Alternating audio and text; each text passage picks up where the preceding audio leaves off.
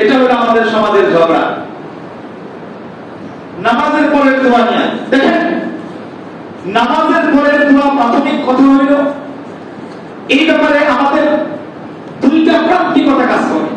প্রান্তিকতা বুঝেন তো? একেবারে কিনারা একটা গ্রুপ একেবারে শেষ প্রান্তে দোয়া বলতে কিচ্ছু নাই, আরেকটা গ্রুপ দোয়া করতেই হবে। এই যে প্রান্তিকতা, এই প্রান্তিকতা বিপর্যিত যদি মধ্যম পথ অবলম্বন করা হয়, দোয়া কোনো খারাপ কিছু নেই। এটা অগ্রিম সমাধান, বুঝতে পারছেন? কেউ বলে দোয়া করাই যাবে না, এটা যেরকম ভুল। কেউ বলবে দোয়া করতেই হবে, এটা তার চাইতেও বড় ভুল। এবার আসেন দুইটা পক্ষে একটু আমরা আলোচনা করি। দেখেন, নামাজের পরে দোয়া করা যাবে না, দোয়া করা উচিত নয় বা কেন করা হয় না, এটা একটু মাসলা বুঝেন।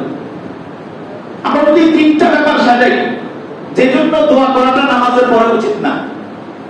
এক নাম্বার কারণ, খুব এই পয়েন্টটা খুব ভালোভাবে বুঝুন, এখানে আমার কথা শেষ। আশা করি এই কথার পরে আমাদের সমস্ত পেরেশানি শেষ হয়ে যাবে। কেন দোয়া করা উচিত না? এক নাম্বার কারণ, আল্লাহর হাবিব সাল্লাল্লাহু আলাইহি ওয়াসাল্লাম নামাজের পরে এভাবে প্রত্যেক মুসল্লিকে নিয়ে দোয়া করেছেন, এভাবে স্পষ্ট করে হাদিস পাওয়া যায়। এটা মানতে কারো কষ্ট হইলেও এটাই সত্য কথা। নবীজি সাহাবায়ে কেরামদেরকে নিয়ে একত্রে দোয়া করেছেন, এটা কোনো সন্দেহ নেই। অনেক দোয়া করেছেন, ইস্তিসকার জন্য দোয়া করেছেন, বিভিন্ন সময় যুদ্ধে দোয়া করেছেন, বদর যুদ্ধে সাহাবায়ে কেরামদেরকে নিয়ে দোয়া করেছেন। কিন্তু নামাজের পরেই সাহাবায়ে কেরামদেরকে নিয়ে এভাবে সাথে সাথে দোয়া করেছেন, এরকম কোনো বিশুদ্ধ হাদিস পাওয়া যায়। এক নাম্বার। দুই নাম্বার কারণ,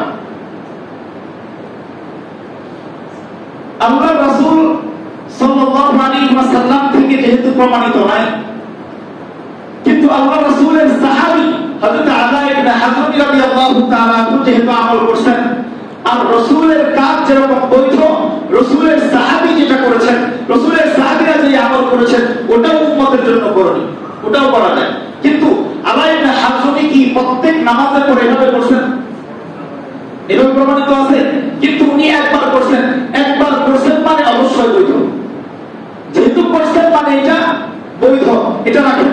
এবার আসেন, এক নাম্বার কারণ আমরা আলোচনা করছি, সেটা হলো রাসূল কখনো নিয়মিত এরকম নামাজের পরে দোয়া করেন নাই, এক নাম্বার কারণ।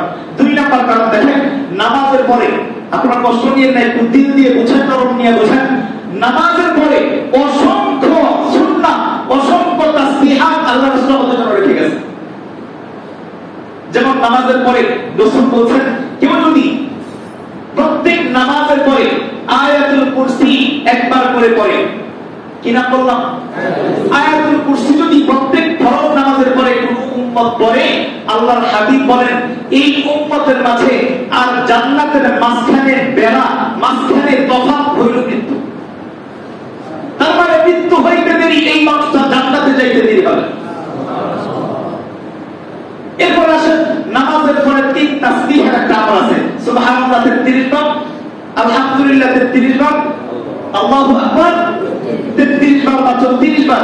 এই যে আমল, এটার ফজিলত কি? রাসূল আকরাম সাল্লাল্লাহু আলাইহি ওয়াসাল্লাম বলেন, কোন উম্মত যদি এই আমলটা প্রত্যেক ফরজ নামাজের পরে ধারাবাহিকভাবে করে, এই উম্মতের যদি সমুদ্রের ফেনা পরিমাণ গুনাহ তার দিলের মধ্যে জমা থাকে, আল্লাহ সব গুনাহ মাফ করে দিবেন। সুবহানাল্লাহ। আমরা সব আমল, শুধু তাই না, আমাদের সবচাইতে বড় টার্গেট হলো জান্নাত পাওয়া, জাহান্নাম থেকে বাঁচা। কি বলেন? জান্নাত পাওয়া, সব জাহান্নাম থেকে বাঁচা, এটা হলো আমাদের সবচাইতে বড় টার্গেট। আল্লাহর হাবিব বলতেছেন, কেউ যদি ফজরের পরে আল্লাহুম্মা আজিরনা মিনান নার এভাবে 7 বার পরে, আল্লাহ তাআলা এই দিনের ভিতরে যদি এই মানুষটা মারা যায়, এই মানুষটার জন্য